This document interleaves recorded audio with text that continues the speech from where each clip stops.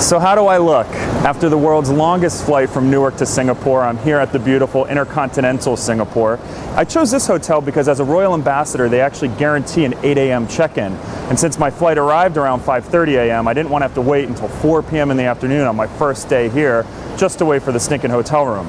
So I'm in my big suite. I'm nice and showered up, had some water, but I am actually starving. So on Twitter, I asked for recommendations on what to do for breakfast, and many of you recommended going to a hawker center, which is a big food stall place. So there's one around the corner. I'm going to go explore and just start walking around. So let's go.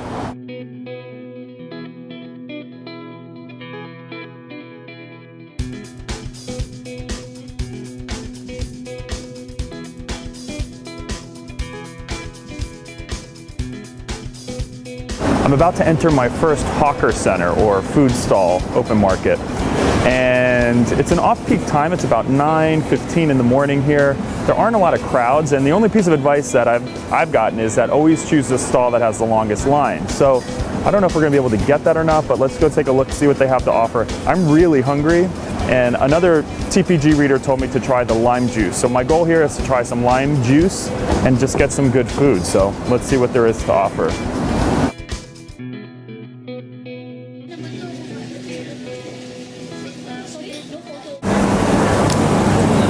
Do you have lime juice?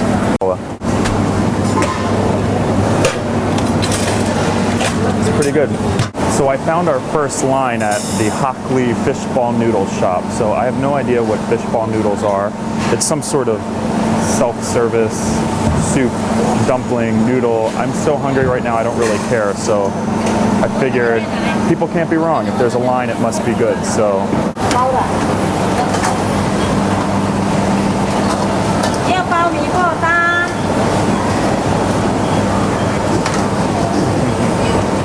Just a soup. Yeah, the best, whatever, your most popular dish.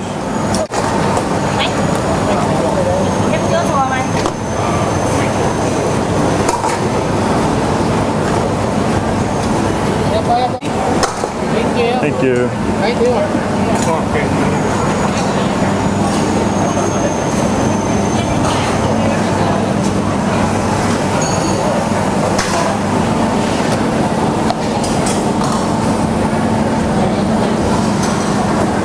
Like mozzarella balls. I don't think they are.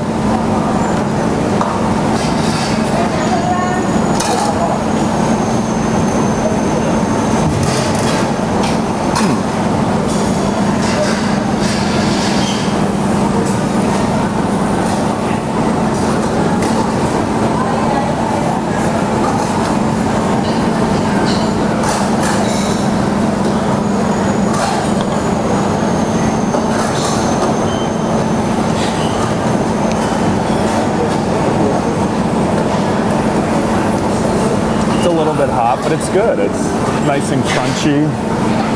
Kind of tastes like a fish eyeball, but no, it's salty. They've got some green onion in there. It's actually pretty good. So I'm going to enjoy this.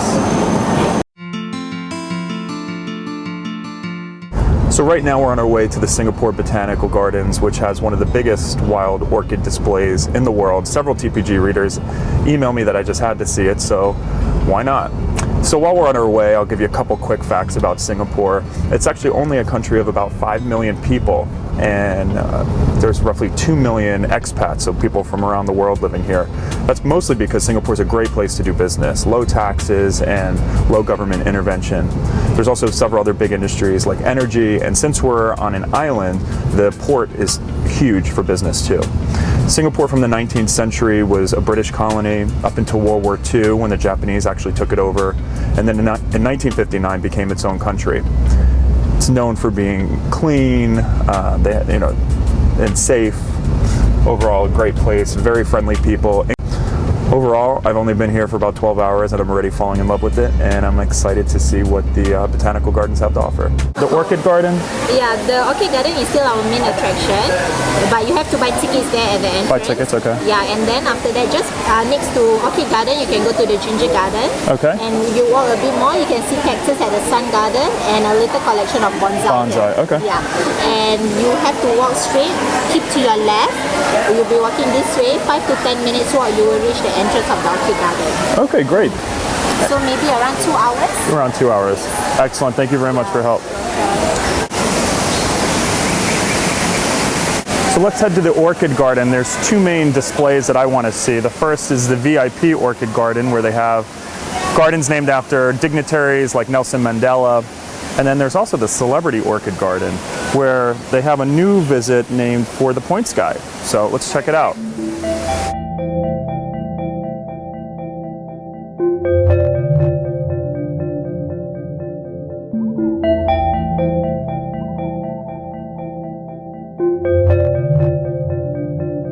Right now we're in the Singapore Botanic Gardens. We're actually in the orchid section, which is the largest display of orchids of anywhere in the world. And it's beautiful. It's only $5 or $4 US to get in, and it's just really peaceful. There are fountains. The one thing though, it is hot. It's only 10:45 in the morning and I am sweating up a storm. I can only imagine what it's like later in the day. So I would highly recommend, if you come here, to come as early as possible. But otherwise, it's day one for us. It's great to get away from the hustle and bustle of downtown Singapore, and it's pretty cool.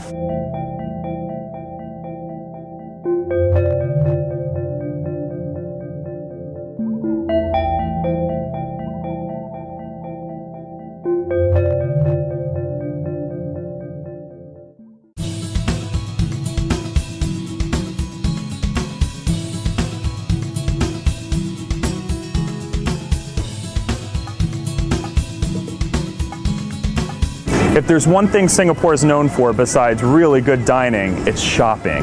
There are shopping malls everywhere in this city.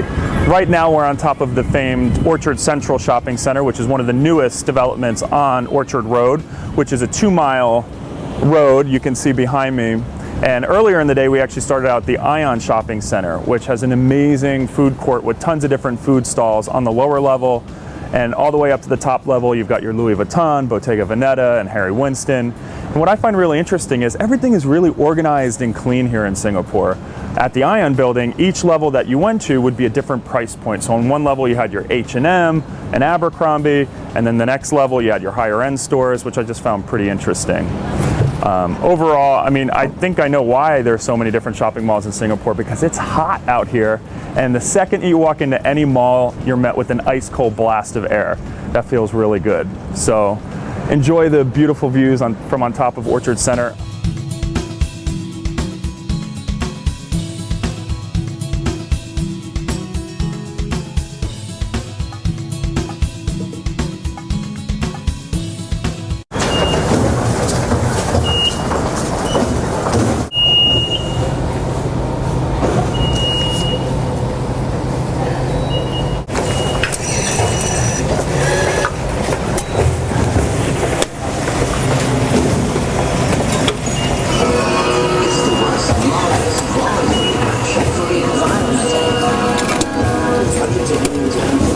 Quite sturdy.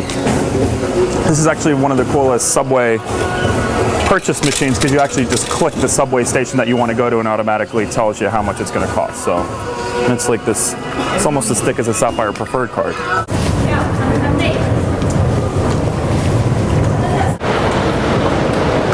So I just took my first Singapore subway ride, and it was pretty awesome. Like everything here, it was extremely air conditioned, unlike the New York City metro. And we weren't allowed to film down there, and I didn't want to get arrested and thrown into jail. So right now we're in the Raffles Place, which is like a big financial center in the southern tip of Singapore. There's a lot going on. It's a huge hub of activity. Actually, in the subways, it was crowded, but it wasn't out of control. It was clean, it was orderly, and I think it's pretty fascinating that 2.5 million people take the subway every day, Considering that there's only 5 million people living in Singapore, I think that's a pretty good number.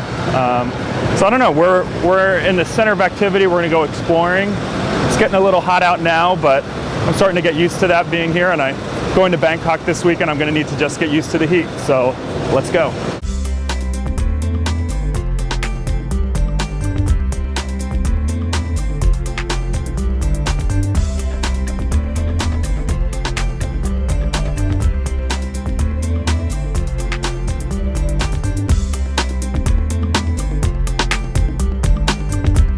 Right now we're in probably the hot spot of tourist activity in Singapore. It's the Merlion statue or fountain.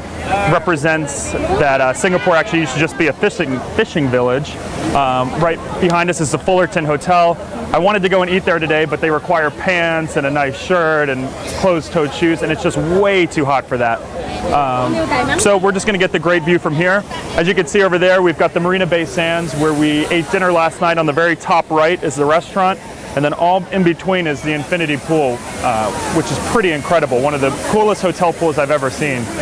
And then over to the left, we've got Sentosa Island and the famous Ferris wheel over there.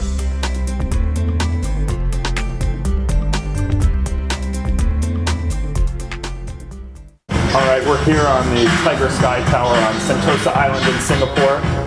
We're about to raise up to 110 meters, which is Singapore's tallest viewing platform.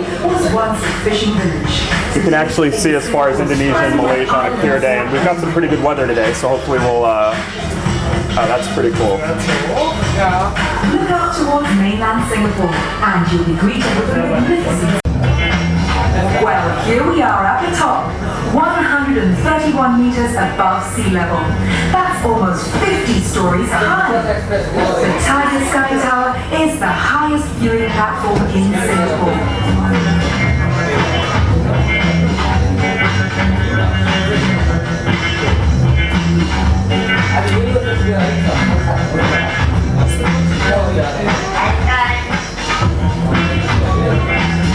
Sentosa is known for the beaches, but as you can see, the view's not too great with all the shipping vessels out in the bay.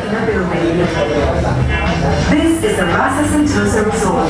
It's the only 5-star beachfront hotel in Singapore that offers rooms overlooking the South China Sea, just meters away from Sentosa's unbroken stretch of sandy white beaches.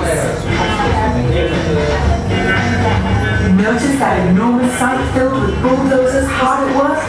That's where the exciting Resorts World at Sentosa is being built. Home to a host of thrilling attractions, including Universal Studios and spectacular features like Asia's largest marine life park. Looking towards Singapore, you can see cable cars moving to and from Sentosa. Hop into a glass-bottom cabin to see tiny cars and humans moving underneath you. And spot a giant net, which is the Butterfly Park Insect Kingdom. If creepy crawlies are not your cup of tea, go next door to the Sentosa 4D Magics and Cine Blast. This show combines 3D film with 4D effects. Next to the Tiger Sky Tower is the Merlion.